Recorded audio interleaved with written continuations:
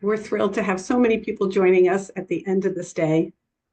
It's been a great day, learned a lot, been inspired, maybe a few happy tears along the way, and we know this session will be just as inspiring. So I'm going to go ahead and get started, and thank you for being here.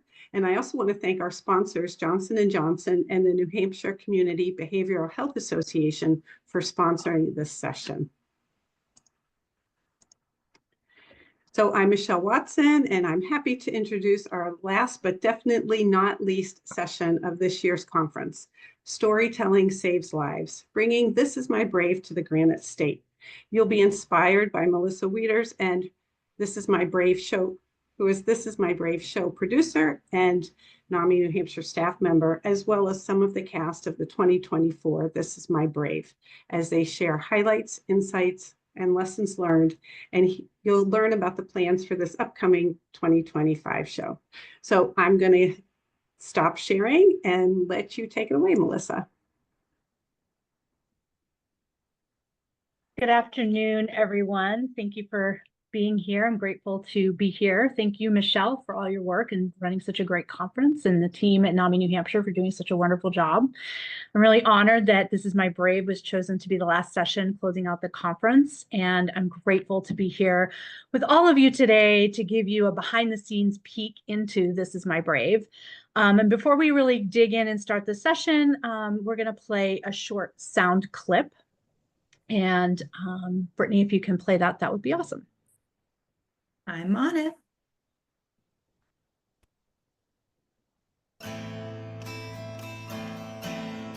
When can I go home? When can I go home? And sleep like the just in the bed of my home. I ain't getting any stronger. Didn't tell me how much longer I gotta carry everything I own. When can I go home?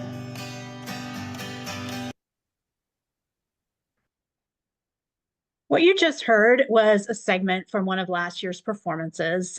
In his song, When Can I Go Home, storyteller Don McCullough, who is a recovering from alcohol misuse, gives us a glimpse of what his life was like at the height of his disease when he was alienated from his family. He was living homeless in his car. He was lost. He felt forsaken and alone. And all he wanted to do was crawl out of the darkness so he could come back home. And at the end of his performance, he goes on to tell the audience that he's now 5 years sober. And I want to honor him and say now, a year later, almost 6 years sober. And he plays that song to himself every day as a reminder of his success. He's home, he is reunited with his family, and he is living a full life in the world again and able to give back to the community as a licensed clinical mental health counselor. He's helping others just like someone helped him. I want to quote Don here, who says, "We need to believe that a different life is possible. Because it is possible. We need to hear the stories to bear witness to the courage and resilience. We need to break down stigma one story at a time, and we need to do it together." And I'm reminded here of Dr. Kerr and his opening keynote session where he stated, "When you share your story, you reject public stigma and you reject your own stigma." And that is what This Is My Brave is all about. It is the courage to tell our stories, to reject public stigma and shed our own shame. And it's the strength of a community to stand in solidarity and bear witness to that story. And all of those things together bring about this collective healing power. And that was so palpable in last year's show. So I want to dig in. I'm joined today by a couple of other brave cast members from last year's show, as well as our volunteer mental health professionals from Womankind Counseling who supported the cast on their journey last year and who so graciously agreed to continue volunteering with This Is My Brave to support this year's cast. I will introduce each guest and we'll hear about their experiences and insights. And if we have time, we'll take a few questions at the end. So feel free to pop your questions into the Q&A at any time. The first guest that I would like to introduce is Melinda Wolf. Melinda is a psychiatric mental health nurse practitioner, and we are so lucky to have her as a volunteer. Not only does she bring her professional expertise to the process, but she also has a background in theater, which has been super helpful and was absolutely the glue that held everything together backstage during last year's show. Melinda, I am so grateful for you. Thank you for being here and joining us today. Thank you for having me. Delighted to be here. You, along with your colleague, Stephanie Visano, who I'll introduce in a couple minutes, you were both involved with the entire Brave process from the very beginning. You were there at the auditions, welcoming people, helping folks feel safe and grounded. You ushered them in and you provided them with emotional support if they needed it. And that support then continues throughout the next 4 months of preparation, and then all the way through to the time when they walk off the stage after their performance. So you've really experienced the full evolution of people's creative and emotional journeys. And I'm curious, what was that like for you? So it was such a unique experience to be able to walk with people on this journey. My clinical experience is one thing, but this is a completely different kind of realm. What was beautiful about it is combining and marrying my love of theater with, to a certain extent, work. And it was an amazing experience. It was wonderful to see the cast bond together, and really support each other. It was truly just a wonderful, wonderful experience to see that in action, to see how different cast members, their confidence levels changed, from being very tentative to, in some ways, just being leaders to the rest of the group and pulling them along and cheerleading them on. So it was a fabulous experience, and I'm so excited to be part of it again this year. The responses from the audience afterwards it was just an incredible to see how much these individual stories of these cast members, how much they moved different members of the audience, and audience members coming up and saying, this is how we need to be talking about mental illness. We need to be sharing these stories, and how excited and compassionate they were. Just an amazing experience.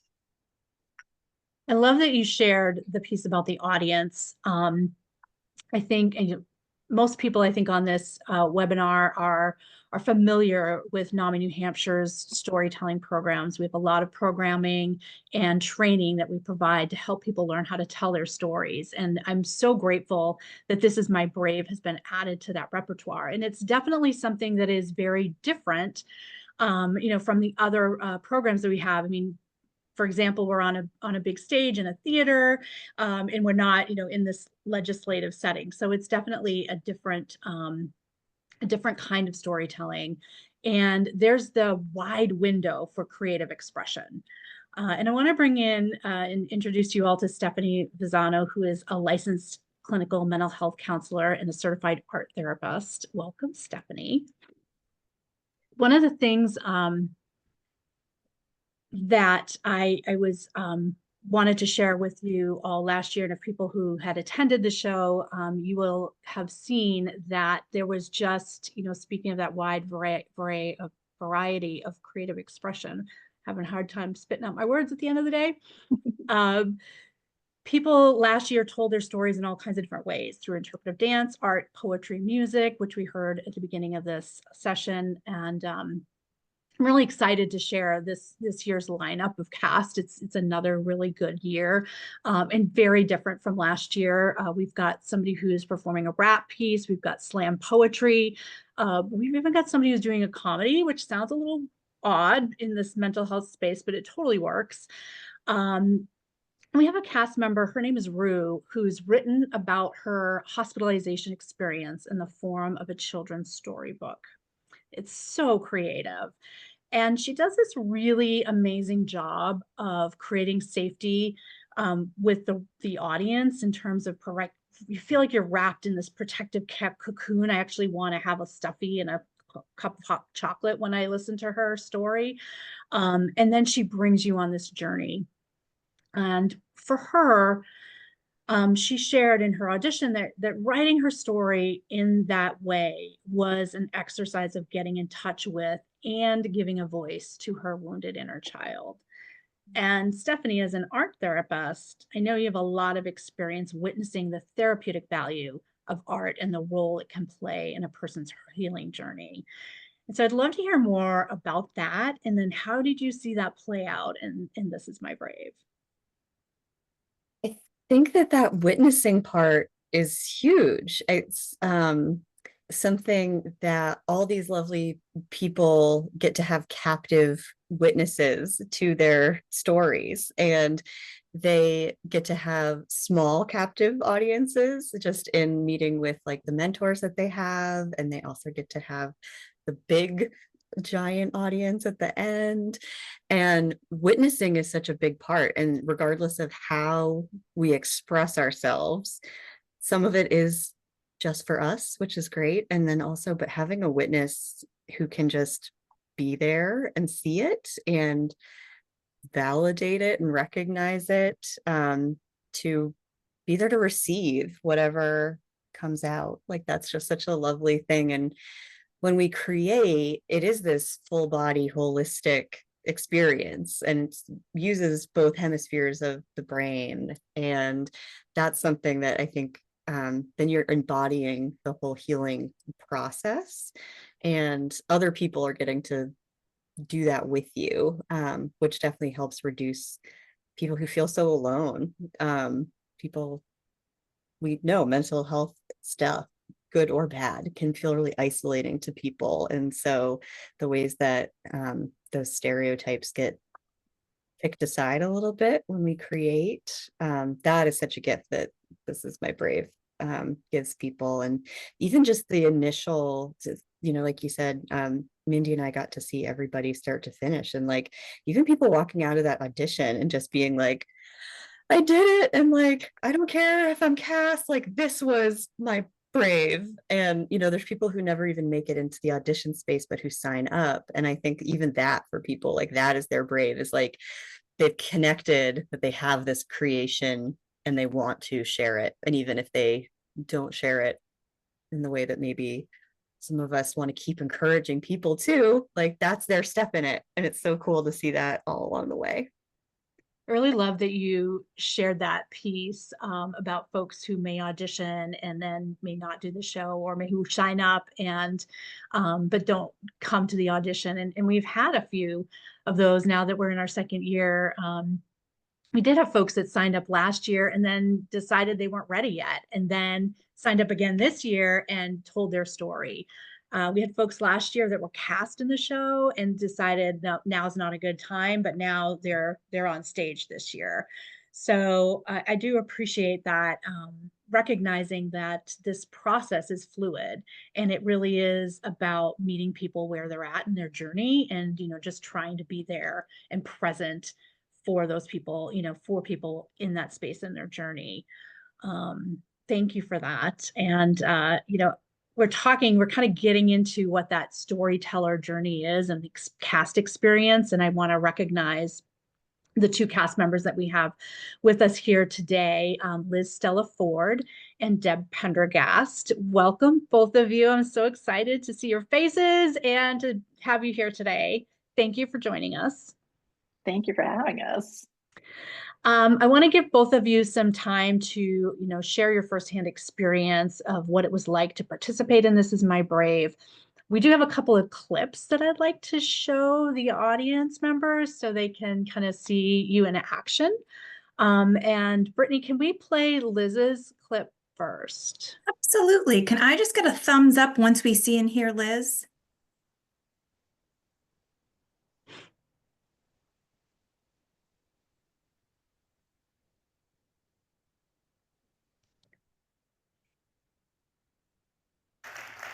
You look kind of scary.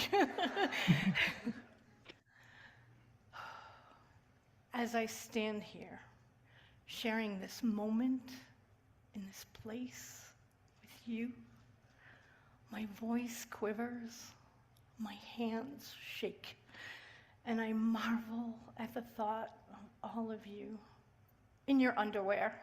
That's a good look on you, especially from here. Now you can share in some of this vulnerability. As I stand here, I struggle for the words to contain my own vulnerability. I find myself in my past with the story of a drunk driver that changed my life. How do I talk about all of that with you? I don't want to bore you with my brain injury. I just want to be heard and for you to take a moment and see me and listen. Maybe gain some insight on yourself or someone like me that's trying to find their own brave.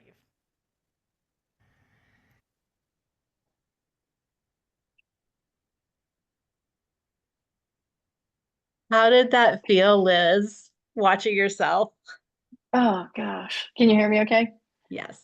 Oh, I felt proud, it was just such a huge experience. It was I don't know, it just brings me back to that moment of actually taking that leap and being on the stage and like feeling that vulnerability.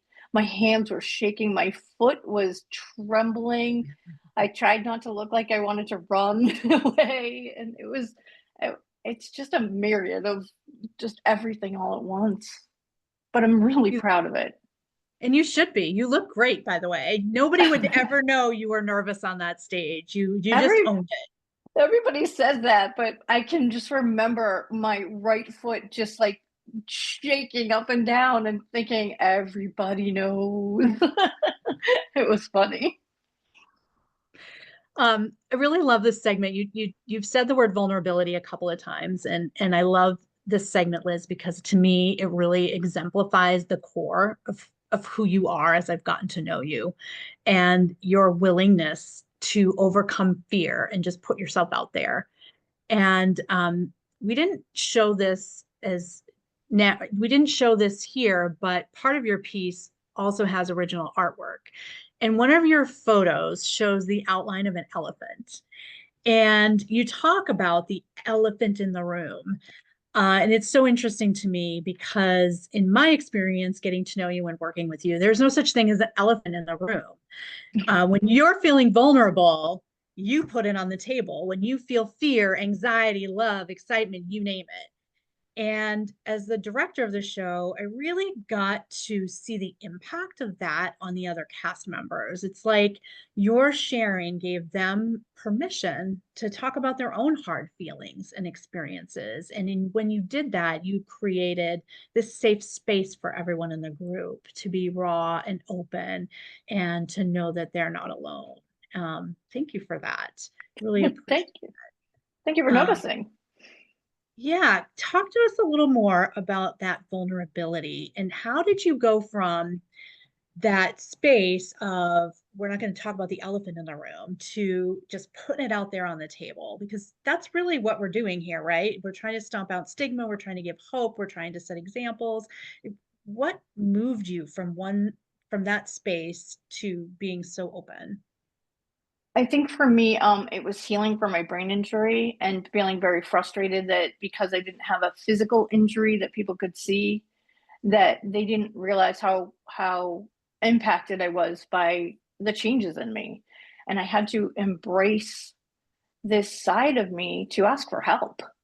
That asking for help is just one of those things that it's so fundamental, but it's got such a stigma to it. So having gone through the brain injury journey, I think it made me really realize how vulnerability is in the forefront. It is traveling with you, and the whole creation of our brave pieces, we had to face vulnerability along the way and not let fear lead the course, but let vulnerability kind of guide you and say you were going to be okay. Once you overcame something, you're going to be okay. You did it, and then go to the next level. It was like bricks in a building. Like, we went through the audition and you did it, and then the next thing was like presenting to your mentor, and okay, I did that, and we built upon this vulnerability each time, and being supported and safe in all aspects of it, with our castmates, with everyone behind the scenes, with our friends and family at the very end. I think vulnerability, I kept bringing up, and during our meetings, that Brene Brown said there is no courage without vulnerability. There's not a moment where you can be creative and courageous without having that blissful joy of vulnerability in front of you, because it forces you to take that leap, and either you take the leap and decide to fall, or you fly. And we flew. It was amazing. Yeah. It was amazing. It was amazing. And I see Stephanie shaking her head and Mindy shaking her head. And it's just, for those of us who had the honor of, carrying you on this journey and or witnessing the journey, it was just incredible to watch the whole process unfold, and to see people dip their toe in the water. And that was the audition. I'm going to dip my toe in the water. I'm not really sure I want to do this, but I'm going to try and see how it feels. And then I'm going to pull it out. Oh my gosh, I got cast. And I can't tell how many people were just like, what, me? Really? You did? You want me in the show? That was predominant reaction. And then over the course of the next 4 months, it was a foot, maybe 2 feet.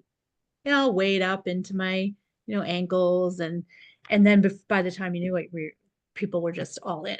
And by the end of the show, I think, you had this amazing group of castmates that were just incredibly supportive of each other. So, and we still are. We still contact each other and support each other along the way.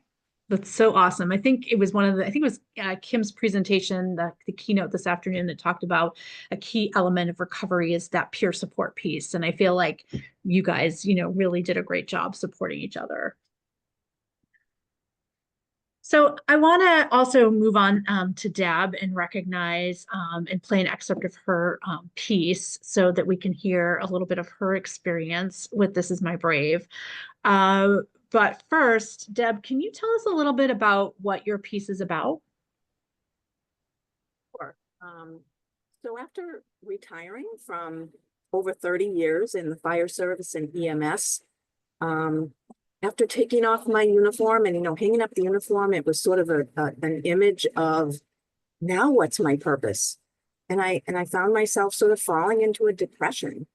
For many years, because of the peer support that I do, and always helping my brothers and sisters. It's like the last person I thought needed help was myself. So when I found myself sort of going into that depression, I first of all sought counseling, got together with a great counselor for several months, but turned to one of my coping mechanisms, which is writing poetry and journaling.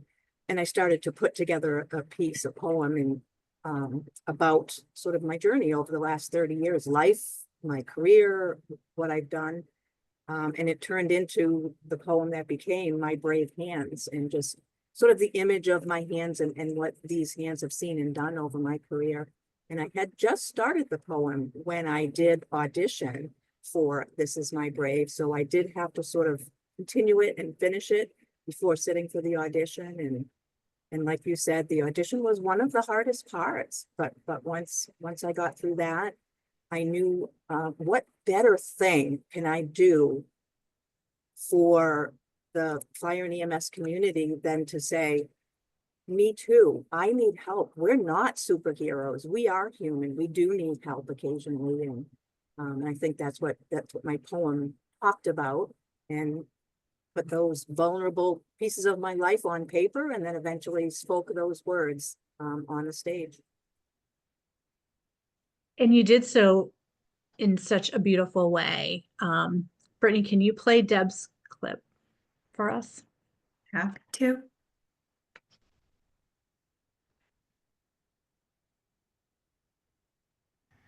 And these hands gently touch the shoulder of my fire service brothers and sisters as they entrust me to support them through their depression and their sleepless nights because of what their eyes have seen and their brave hands have touched.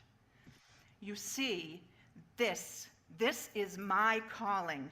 When I can share a small piece of myself, my hands, to help another, I become grounded. These hands have trembled in fear and anguish in an abusive marriage.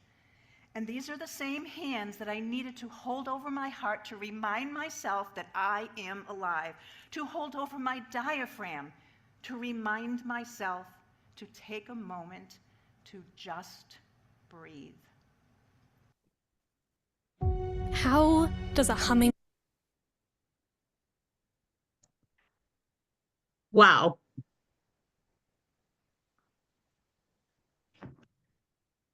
That was amazing. Deb, what I really love about your piece is that metaphor of your hands and how you use that metaphor to bring us through your journey and your everyday experiences, the ups and the downs of life, and how you've learned to prioritize your own self-care to manage your mental health. And I've never shared this with you, but I want you to know that you've been such an inspiring role model for me. Thank you. Just after this section, we saw you turn to the audience and you challenged them to think about what their hands do every day and to support themselves and to support others. And you talked about all the seemingly small kindnesses that are really not so small to someone who's suffering. And I think that is just so brilliant, because a lot of times those of us who have a loved one or colleague who have been diagnosed with mental illness can feel so hopeless and not sure what to do or say. And many times we interact with people and have no idea they are having a hard day. And so all those small things make a big difference. You really gave us a path forward, and you gave the audience sort of this call to action. How did you come up with that concept? And, kind of what was your process in that? Because it was just a beautiful way to engage the audience. And Thank you, Melissa. I'm not sure what led me to that point. I just know that in my own journey, somebody just putting their hand on my shoulder if they see that I'm having a tough day, or myself working with my peers, just being there, putting a hand on a shoulder, giving out your phone number and saying, call me, let's talk. I think it's all about humanity, right? It's that connection. And I ended the poem with, human touch means human connection. And sometimes that's all somebody that's struggling needs, just to know that they're connected to another human being. Somebody could be thinking about suicide, and the fact that you walk down the street and you wave to them and you smiled at them can make such a difference in their day. And again, somebody having a hard day, just putting your hand on their knee or on their shoulder or whatever it is. To me, I've always been drawn to sort of that physical touch as a mean for making connection. It could be with a best friend, it could be with a stranger, but that same connection just can make a difference. such a beautiful way to end this session. And I know that we are at time and need to wrap up. So I just want to, share with folks that you can get involved. There are so many ways to support the show. You can come to the show, you can audition and be in the show. And if we could take 1 minute to share the PSA with you, thank you, Michelle. That would be wonderful. And on that slide, it will share with everybody all the different ways that you can get involved in This Is My Brave. I want to thank everybody on the panel for being here. I want to really thank Deb and Liz just for being so vulnerable, putting yourselves out there, and then just acknowledging what amazing human beings you are. It has been such a pleasure to work with you and to have you in my life. So thank you all. Thank you. Thank you. We ready for the PSA, Melissa? Go for it. Thank you. All righty.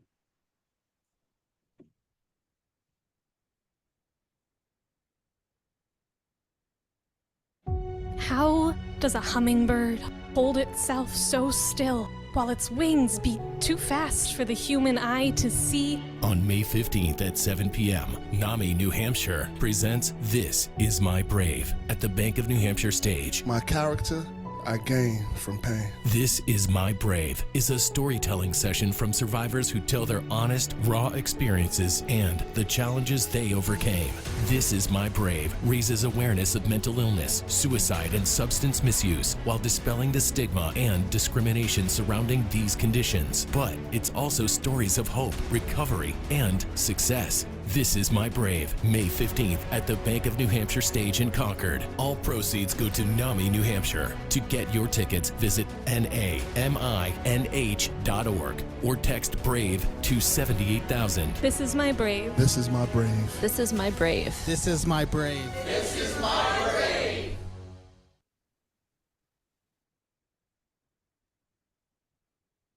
This is amazing. Thank you, Melissa and Deb and Liz and Melinda and Stephanie and Brittany for helping out.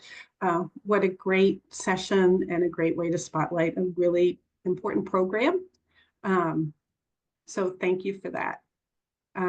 So now what we're going to do is we're going to just move right on into the conference closing session. And I'm going to, where to go? Share my screen one more time with sound this time. So to wrap up this year's conference, I will introduce our Deputy Director, Liz Hodgkins, in just a minute. But first, I'd like to give a big shout out one more time to Johnson & Johnson, our HOPE sponsor. And unfortunately, Ward Bennett could not be here tonight or this afternoon, but he recorded a message for all of you to listen to. So hopefully you can hear it. Good afternoon. My name is Ward Bennett, and I have the honor of addressing the NAMI New Hampshire conference once again. My role at Johnson & Johnson is in healthcare policy and advocacy within our U.S. advocacy and state affairs. My group is engaged in resolving patient access issues across disciplines. I have been in this role for over 2 decades and have covered 7 states and many patient groups in that time. NAMI New Hampshire stands above the other groups as an active, engaged, dynamic, and effective champion of providers and patients. This conference is a great example of NAMI New Hampshire delivering needed support and education during an unstable time. Patient-focused topics such as stigma, trauma, alternative therapies, and hope for a better future are the focus of this year's conference. As we all know, rural healthcare disparities abound in the current climate, and New Hampshire is one of the most rural states in the nation. Especially now that we see budgets shredded seemingly every day in the healthcare sector, NAMI New Hampshire's cohesive nature helps connect the providers, patients, and greater mental health system in New Hampshire. Advocacy, education, and having your voice heard is especially critical these days. I would encourage everyone to be active and engaged on the mental health issues brought forth in New Hampshire this year.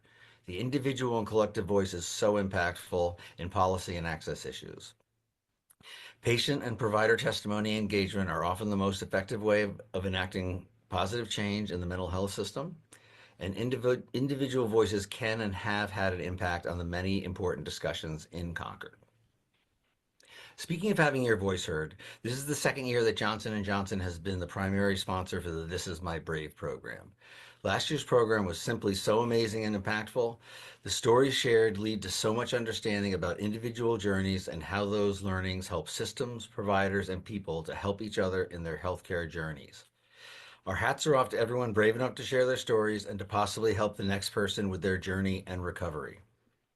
In conclusion, I will say that New Hampshire is very fortunate to have a passionate, empathetic, and effective group like NAMI New Hampshire leading the way on the challenging issues that were discussed during this conference. J&J has been proud to support and partner with NAMI New Hampshire for many years and look forward to continuing engagement.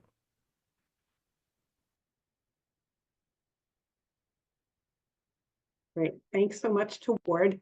And I hope everybody else could see it a little bit better than mine. Mine was a little grainy. So now I'm going to turn it over to our Deputy Director here at NAMI New Hampshire, Liz Hodgkins. Hey.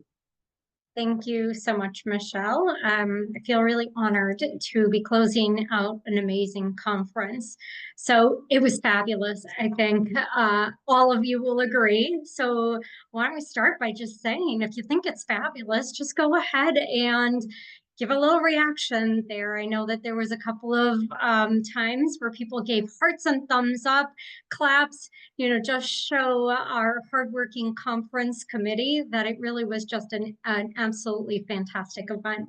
So I want to start off by just saying that today, I know I felt like it looked like it was seamless, but a lot of collaborative effort behind the scenes went into making it look that way. It looks like it was pretty easy, but I'm going to tell you right now, weeks, months have gone by in terms of planning this event to make it look as seamless as it did today. So there was a lot of time, energy, and thoughtful creative planning by a very hardworking team. And I just want to particularly say thank you to the NAMI New Hampshire conference planning team who put that together.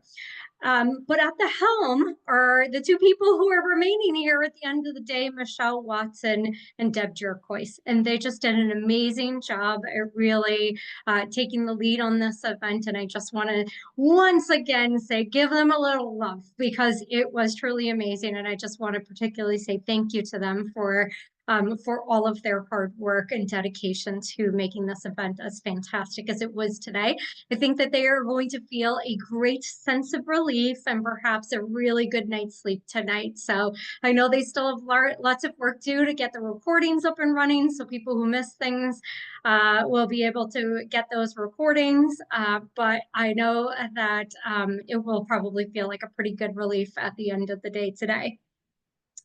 So, I know I've heard Michelle say it a number of times today, but another way to show your love is to complete the evaluation. So the evaluation is really important to our event. It's really important to make sure that we are looking at and planning a responsive conference. So you will be getting that evaluation at the end of the day. Please take a minute and just fill it out. It's really helpful for us. It's one of the first things that we do in planning the 2026 annual conference is to take a look at what worked and what didn't work for the conference. So please make sure that you fill out that conference evaluation. It show the love. So yesterday and today was filled with stories of hope and recovery. We listened to powerful stories that dispel stigma. We heard from the commissioner this morning about how valuable, and actually just from Ward, about how valuable your advocacy is. Now more than ever, it's really important to be able to share your story. And so some of you may be out there thinking, but my story, it's not important enough, it's not big enough, or it's messy. I'm going to let you know right now that we have a really great team of people who will work to be able to say, how can we help you put your story together?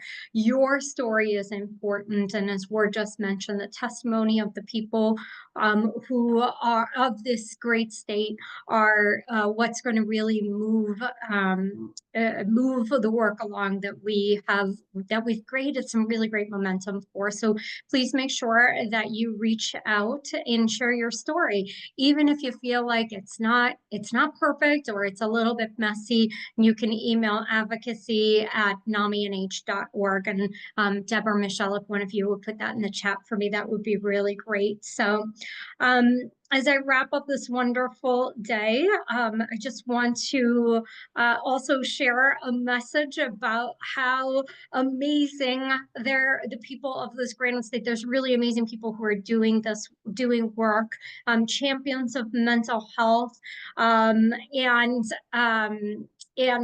you know, it's really important for us to acknowledge the things that are going really well. It's really important for us to amplify those who are dispelling stigma, those who are doing really great work, those who are sharing messages of hope, those are sharing their vulnerable stories. So one of the ways in which you can do that is by submitting an award nomination for the NAMI New Hampshire Annual Awards. And thank you, it's already in the chat. See, they are so good. They make it so easy. So please take a minute to review the 7 categories of awards. The awards is live as of today. So we'll start to do some messaging about the awards nominations. So please take a minute and complete a nomination for someone who you think is a champion of mental health. And let's see if I can share my screen. Maybe I can just share some of the categories. Let's see if it's open. Yep, it sure is. Okay, so these are the category nominations: Volunteer of the Year, Peer Support Professional, Mental Health Supporter, Legislator of the Year, Systems Transformation Leader, Youth Leadership, and Justice System Leader. And as you can see down on the bottom and in the chat, there is a place where you can learn more about what it takes to complete a nomination. But I'm going to say it's 250 words. And if you're not sure of the category, we'll help you make your decision on that. But it's, you know, that's about a paragraph. It's about 10 minutes worth of your time to share who you think is doing really great work. And I just know that through the years, I've had the honor of calling people and telling them that they are the recipients of these awards. And I just want to say it's just one of the best parts of my job. So I know you all like hearing the positive things that you are doing. Everybody loves to be able to know and keep going with the celebration of their positive work. So please take a minute and just nominate a champion of mental health for the NAMI New Hampshire Annual Awards. And you'll have till the end of April to be able to do so. So with that, I am going to say thank you all for coming to the NAMI New Hampshire annual conference. Thank you for dedicating your time to learning more. Thank you all for busting stigma, and thank you all for being the extension of the hope and help that we feel is really important to our community. So at that, I'm going to turn it back over to Michelle and Deb. Thank you so much, Liz. And I want to reiterate Liz's message about the annual awards. And one thing she also didn't share is how honored people are that are nominated, even if they don't get selected. It's really, really important. People really appreciate you acknowledging their hard work. And we know this is really, really hard work. So first time you're seeing Deb on screen, I believe, today. She's been a super help to me through all of this, as well as the entire committee. And I did mention in one of the earlier sessions about that conference program. If you look at the back page of that conference program, there are photos of everybody on this committee. And Deb and I could have not done this without everybody. So thank you, including our volunteer, Cynthia Green, who also helped out on the committee and hosted a watch party last night, along with Sharon Stout. So this is it. Thank you all for joining us for the 2025 NAMI New Hampshire Annual Conference, Cultivating Hope, Together We Grow. Up on the screen, you actually see a QR code, a way to donate to NAMI New Hampshire for the conference and help us keeping it accessible for everybody and free for everybody in the Granite State. So on behalf of NAMI New Hampshire and the Annual Conference Committee, thank you so much, and that's a wrap.